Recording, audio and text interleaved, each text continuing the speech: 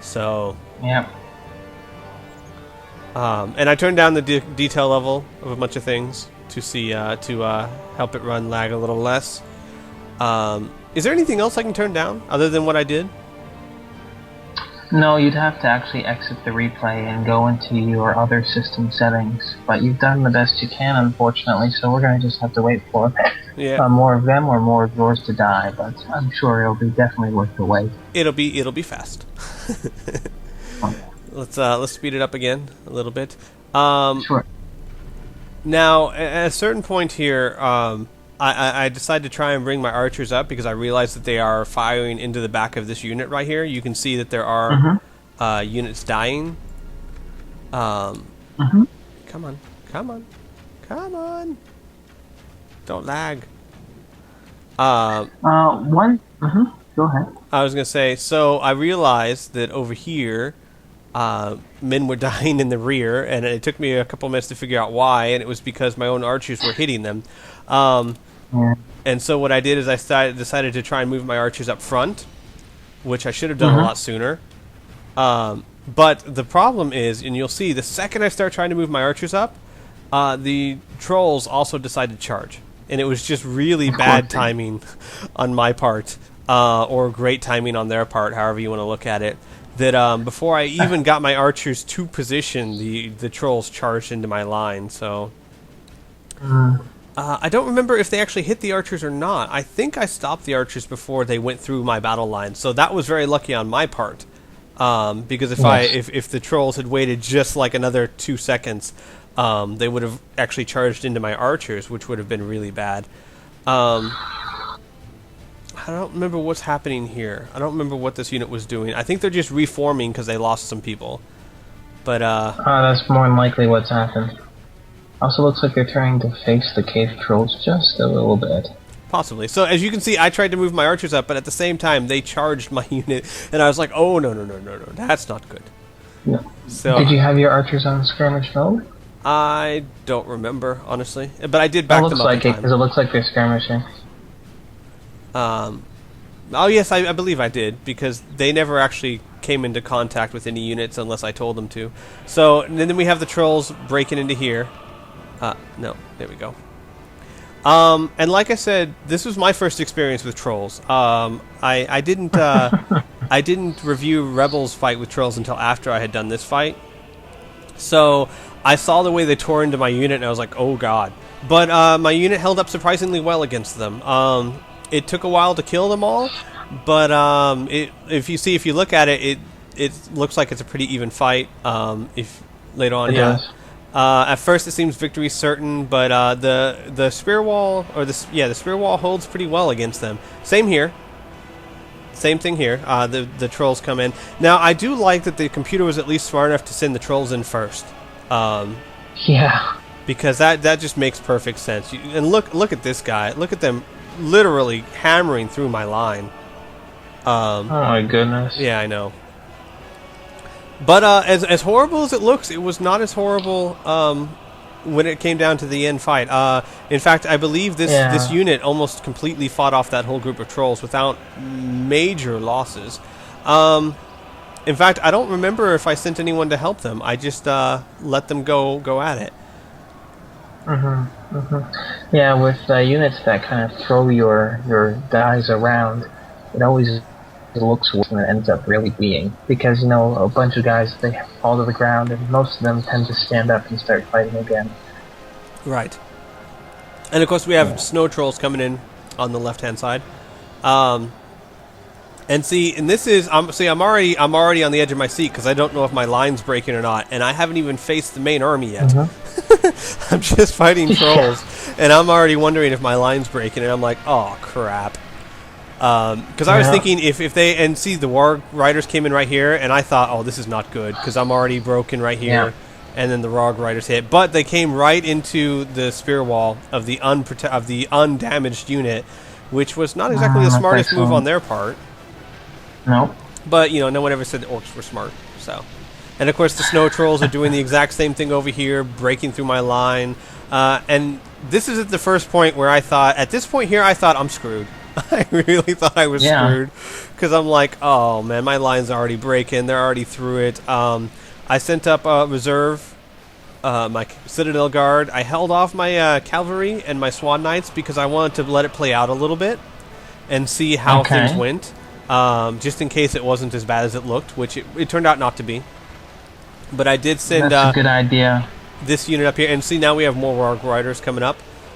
They're slamming into my line, and I'm very, very pleased with the Citadel Guard. They were champs this whole fight. They took a lot. They pretty much took everything the enemy had to give, and so to speak, they gave their all. It was actually a good idea that you didn't use your reserves just yet. A big mistake, and actually one mistake that I make quite often myself, is throwing in your reserves too early, because then they get fixed in, and then if something happens, then you have no way to counter what your enemy does. So Right. sometimes sitting back and just waiting a little bit longer does help quite a bit. Patience is a virtue. And we have another Warg unit coming in. Now, the great part is that the Warg Riders, for the most part, kept charging right into my Spear Wall, which is like their kryptonite. You do not want to send your... except they broke through this line right here. And I don't remember who I sent up to deal with that, but I sent someone to go take them out because they were chasing all my archers off. I think I sent either the cavalry or I just had this unit go take care of them. I don't remember which, but they did break through my line. And like I said, at this point, I'm sitting there going, oh, crap. And like I said, over here, it looks really bad. It looks like this is just total chaos. I do manage to form them up later. But like I was saying, the Rog Riders, you never really want to charge your cavalry into a line of spear wall or something like that because they don't do very well.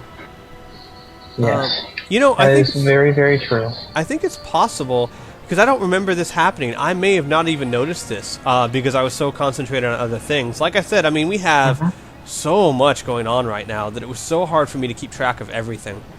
That I'm not even sure what I did. All I know is that there's a giant hole right here that I plug up with these guys. I use the Citadel Guard. Oh, no, wait, this is the Fountain Guard, right. Oh, I remember what I did. I reformed their formation at this point. As soon as I fought off that last group, I reformed them right here, so I was able to plug that hole with the original unit. And of course, like now, as you see, these trolls, they still look like they're doing a lot of damage, but I still have 86 guards, so it's not as bad as it looks. They're actually holding their own. And now we see the Horde. Job. Yeah, and now we see the Horde. I mean, just look at all this. It's just like a huge sea coming up the hill. Yep, very demoralizing.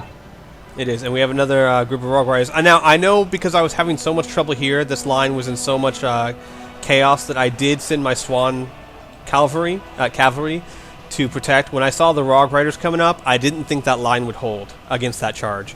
So I sent the cavalry behind them to try and bolster them. And it actually worked pretty well.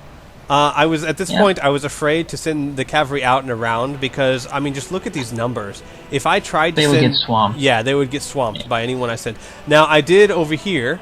I did do it, though. These are the Rogue Riders. But no, a little later on, I did send units around to swing around like this, but only because there's no one over here. There was space. Yeah, and you also have a really steep downhill advantage as well on that side. So, and luckily no one's come up here yet. Later on we have problems on this flank, but everyone's pretty much done exactly what I hoped they would, which was try and charge the front of my defenses. And my Spear Guards, my Fountain Guards have been doing an amazing job so far, holding everyone off. To the point. Now, what are your archers doing at this point? They are just firing at targets of opportunity. Every once in a while, I'll have them fire back here, or concentrate on a unit or not.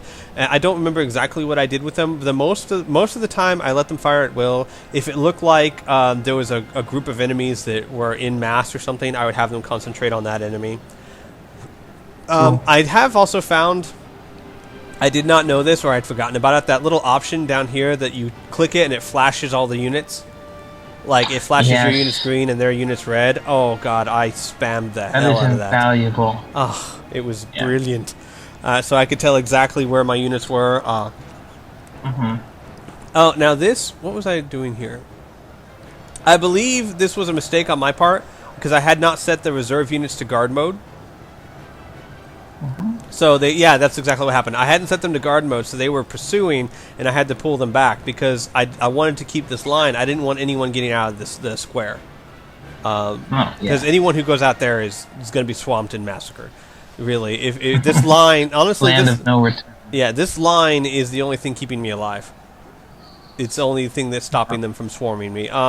So I pulled them back, and then so yeah.